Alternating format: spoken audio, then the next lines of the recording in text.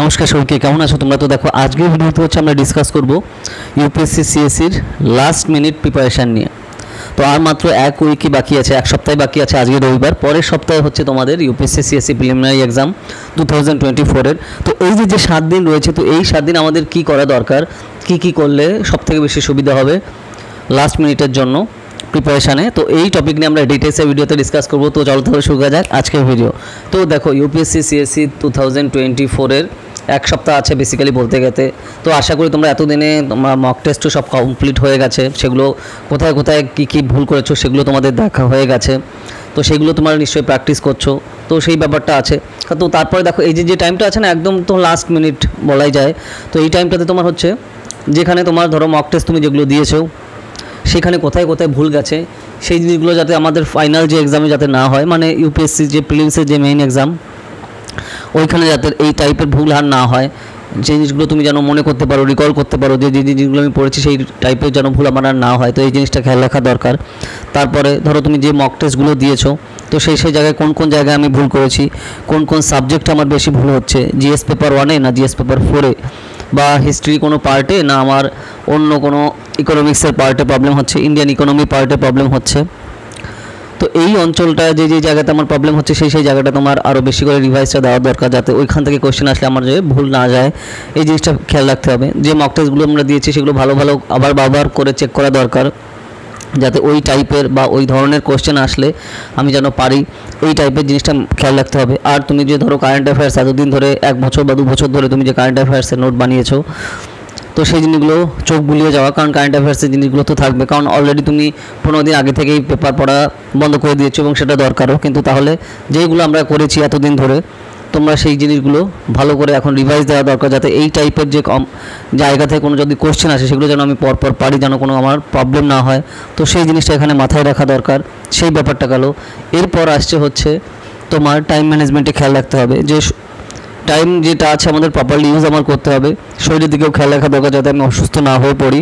তোমরা যাতে অসুস্থ না হয়ে পড়ো সেই জিনিসটা খেয়াল রাখা দরকার, যে অসম্ভব এখন পড়াশোনা শুরু করলাম সেটাও কোনো দরকার নেই।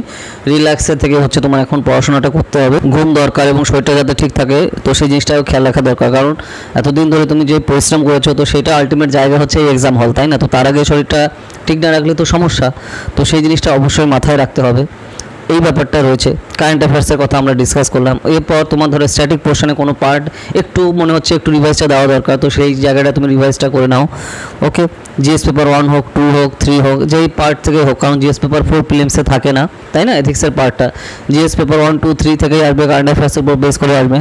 তো আশা করি তোমরা সাবজেক্টে নিউ এডিশনে বুক নিয়ে নিয়েছো। তো নিউ এডিশনে বুকে যা ডাটাগুলো তোমরা পড়েছো, তো সেই জিনিস হিসাবে আমাদের ফোকাসটা করা দরকার, যাতে ডিটেলে সেখান থেকে সেই জায়গাগুলো আমরা পারি। তো এই জিনিসগুলো কিন্তু মাথায় রাখতে হবে। আর নতুন করে লেখা, ধরো কোনো জিনিস তোমার ভুল হচ্ছে বারবার কন্টিনিউয়াসলি, বা মক টেস্টে কোথাও ভুল হচ্ছে বেশি কোনো একটা চ্যাপ্টার থেকে বা কোনো একটা এরিয়া থেকে, সেগুলো একটু তুমি লিখে প্র্যাকটিস করতে পারো, কোনো সমস্যা নেই, ঠিক আছে? ম্যাপের উপর একটু ফোকাস করো, ম্যাপ পয়েন্টিংয়ে বা ম্যাপ রিডিংয়ে বেসিক্যালি, কারণ ম্যাপের উপর বেস করে প্রচুর কোশ্চেন আসে, যেটা আমরা কিন্তু দেখতে পাচ্ছি। ম্যাপ সম্পর্কে তোমার যদি ক্রিস্টাল ক্লিয়ার আইডিয়া থাকে, জিএসের প্রচুর সাবজেক্টের কোশ্চেন কিন্তু তুমি পেরে যাবে। তো তার জন্য ম্যাপের উপর কিন্তু ফোকাসটা করা দরকার। তো এই জিনিসটা কিন্তু অবশ্যই আমাদের মাথায় রাখতে হবে, যাতে এই ভুলটা না হয়, ঠিক আছে? তো সেই ব্যাপারটা কিন্তু এখানে রয়েছে। এছাড়া তোমাদের খেয়াল রাখতে হবে যে এক্সাম তো চলে এসছে, অ্যাডমিট কার্ডটা তাড়াতাড়ি ডাউনলোড করে প্রিন্ট আউট করে রাখা তোমার দরকার অবশ্যই, ঠিক আছে? তো তারপর যেটা যাতে লাস্ট টাইমে তোমার কোনো প্রবলেম না হয়, তো সেই জিনিসটা খেয়াল রাখতে হবে।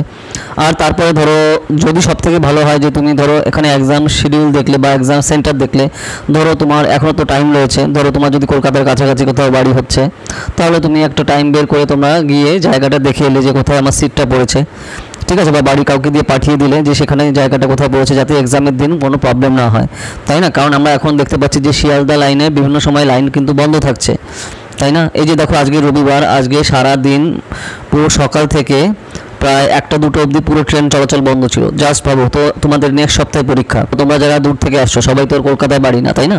অন্যান্য জেলা থেকে তোমরা যারা দূরে আসছো, কারণ ওয়েস্ট বেঙ্গলে খালি 2টো জায়গায় সিট পড়ে, শিলিগুড়িতে আর কলকাতাতে, ঠিক আছে, ইউপিএসসি প্রিলিমসের সিট। তো তার জন্য তুমি বুঝতেই পারছো বহু দূর থেকে তোমরা যখন আসছো, তো তাহলে তোমার যদি একটু ক্লিয়ার কাট আইডিয়া থাকে যে কোথায় আমার সিটটা পড়েছে বা কোন স্কুলে পড়েছে, জেনারেলি তোমাদের স্কুলে পড়বে, বুঝতে পারলেন, সেন্ট্রাল কলকাতার আন্ডারে কোনো প্রাইমারি স্কুল বা হাই স্কুলে তোমার জেনারেলি সিট পড়ে। ঠিক আছে, তো সেই জিনিসটা কিন্তু আমাদের মাথায় রাখতে হবে। তো তোমার বাড়ির লোক যদি এসে একবার দেখে যায়, ঠিক আছে, তো তাহলে তোমার তো এক্সামের দিন আর কোনো প্রবলেম হলো না। ঠিক আছে, তো এই জিনিসটা কিন্তু অবশ্যই খেয়াল রাখবে, এটা খুবই গুরুত্বপূর্ণ। ওকে, ম্যাক্সিমাম সময় যে জিনিসটা হয় যে এটা কিন্তু অন্যান্য এক্সাম না, যে ঠিক আছে 5-10 মিনিট লেট হচ্ছে ঢুকতে দেবে, কোনো কান্নাকাটি লাফালাফি করলেও কোনোভাবেই কিন্তু তারা ঢুকতে দেবে না যদি টাইম লিমিটের মধ্যে তুমি না আসতে পারো এখানে। ওকে, তো এই জন্য খুবই ডেঞ্জারাস জিনিস, এই জিনিসগুলো তুমি খেয়াল রাখা দরকার। কারণ তুমি এক্সামে তুমি ওয়েটেজটা তো বুঝতেই পারছো, তাই না? আর তারপর ধরো এক্সামে তোমার যে অ্যাডমিট কার্ডের যে ফটো, তো সেটা আপডেটেড ফটো থাকা দরকার। প্রিন্ট আউট যেটা তোমরা করবে সেটা কিন্তু অবশ্যই তুমি কালার প্রিন্ট আউট করবে, যেটা আমরা কিন্তু আগের ভিডিওতেও ডিসকাস করেছি। ঠিক আছে, যে অ্যাডমিট কার্ডটা তুমি ডাউনলোড করে প্রিন্ট আউট করছো, অবশ্যই কালার প্রিন্ট আউট করবে। তো এই হচ্ছে টার্মস অ্যান্ড কন্ডিশন, যেগুলো তোমরা কিন্তু অবশ্যই খেয়াল রাখো।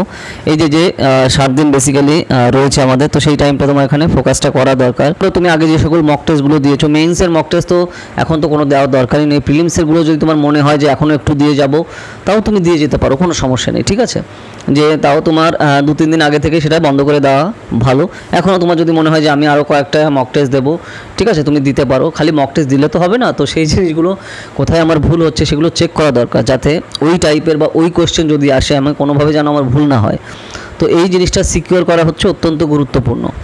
মক টেস্ট দেওয়ার থেকে ওখানে যেগুলো আমার ভুল হচ্ছে বা আমার কনফিউশন আমার আসছে, সেই জিনিসটা যেন আমার এক্সাম হলে গিয়ে না হয়। মানে যে এক্সাম আমি 16 তারিখে দিতে যাচ্ছি, তো সেই 16 তারিখে যেন সেই ভুলটা আমার না হয়। তো সেই জিনিসটা দরকার, নিজের উপর ফোকাস করা দরকার। আর এক্সাম হলেও যে জিনিসটা খেয়াল রাখতে হবে, অন্য পাশে কে কী করলো একদমই পাত্তা দেবে না বা একদম খেয়াল করবে না, নিজের উপর সম্পূর্ণ ফোকাস করো। তো এই জিনিসগুলো যদি তুমি মাথায় রাখো তাহলে আলটিমেটলি সুবিধা হবে। আর এক্সামের দিন ধরো অবশ্যই কিন্তু কয়েক ঘন্টা আগে, 1 ঘন্টা বা 2 ঘন্টা আগে এক্সাম সেন্টারে পৌঁছাতে পারলে সব থেকে ভালো হয়, কারণ ওখানে অনেক কিছু ভেরিফিকেশন করা। আর এখন তো নতুন টার্মস অ্যান্ড কন্ডিশন অনেক চেঞ্জ করে দিয়েছে, যেহেতু তোমরা ফর্ম ফিল আপের সময় সেগুলো দেখেছো, আগে এইরকম কিছু ছিল না, এখন অনেক টার্মস অ্যান্ড কন্ডিশন কিন্তু স্ট্রং করছে। তো তার জন্য আগে তোমাদের কিন্তু অবশ্যই পৌঁছানো দরকার এক্সাম হলে। ওই জন্য আমি তোমাদের বললাম যে ধরো যারা তোমরা এবার এক্সাম দিচ্ছ, অবশ্যই তুমি বা তোমার বাড়ির কেউ লোক এসে, ধরো অ্যাডমিট কার্ডে তো তুমি দেখতে পাচ্ছ, তাই না, তোমার কোথায় সিট পড়েছে। তারপরে তুমি গুগলে দেখে ম্যাপ অনুযায়ী তোমার বাড়ির কাউকে বলে দিলে, সে এসে একবারে জায়গাটা এসে দেখে গেল, মানে কোথায় তোমার সিট পড়েছে, যে সেই স্কুল, প্রাইমারি স্কুল বা হাই স্কুল হোক, যেখানে হোক না কেন, সেই জায়গাটা একবার এসে দেখে গেল। তাহলে এক্সামের দিন তোমরা যখন আসছো, যাতে কোনো টাইপের কোনো কনফিউশন না থাকে, কোনো প্রবলেম না হয়, এবং এক্স্যাক্ট টাইমের মধ্যে তুমি যাতে পৌঁছাতে পারো। ঠিক আছে, কারণ অত্যন্ত গুরুত্বপূর্ণ এই বিষয়টা। ঠিক আছে, নাহলে ধরো তুমি 1 বছর বা 2 বছর বা অনেক অ্যাটেম্প দিচ্ছ, তারপরে এত কষ্ট করে এতদিন ধরে তুমি পড়াশোনা করেছো, খালি এক্সামে পৌঁছানোর জন্য 5 মিনিট লেট হওয়ার জন্য তুমি ঢুকতেই পারলে না, তাহলে কী হবে তো বুঝতেই পারছো। যেটা আমরা অন্যান্য এক্সামে কিন্তু অল ইন্ডিয়া এক্সামে দেখতে পাচ্ছি যে কী পরিমাণে কী সিচুয়েশানটা হয়, তাই না, সেই ক্যান্ডিডেটের।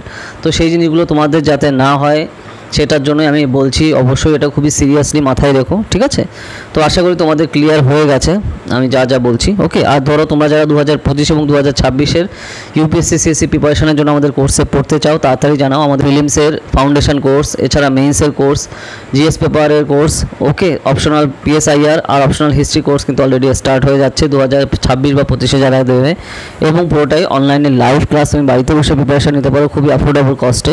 ওকে, আমাদের কোর্স স্টার্টিং হচ্ছে, ফিজ হচ্ছে 500 পার মান্থ। ওকে, তো যারা তোমরা জয়েন করতে চাও তাড়াতাড়ি জানাও এই নাম্বারে 8945931766। আর তোমরা নিশ্চয়ই আমাদের প্ল্যাটফর্ম থেকে বিভিন্ন অন্যান্য সকল এক্সামের রেজাল্ট দেখতে পাচ্ছ স্ক্রিনে। তো যারা জয়েন করতে চাও তাড়াতাড়ি জানাও এই নাম্বারে। তো আর ভিডিওটা ভালো লাগলে লাইক করো আর শেয়ার করো, যাতে অনেকের কাছে আমরা পৌঁছাতে পারি। চলো তাহলে এবার দেখা হবে নেক্সট ভিডিওতে নতুন টপিক নিয়ে। তো টাটা।